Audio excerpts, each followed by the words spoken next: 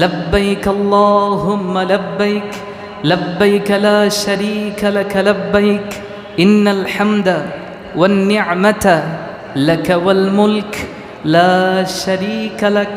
সে বলে দে, এটা হাদিসের মধ্যেও আছে, সহিহ বুখারী সহিহ মুসলিম সহ জামে তিরমিজির 825 নম্বর হাদিস।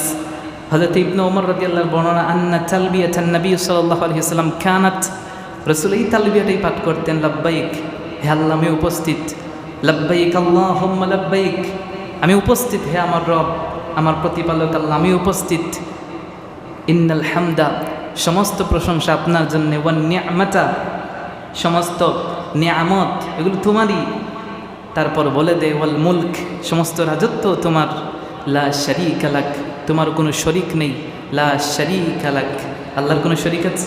এই তালবিয়াটা একজন হাজী যখন পাঠ করতে থাকে, আল্লাহ রাব্বুল আলামিনের বান্দা এই পৃথিবীর সর্বশ্রেষ্ঠ নিয়ামতগুলো সেই সময়ে পেতে থাকে। বলেন না সুবহানাল্লাহ।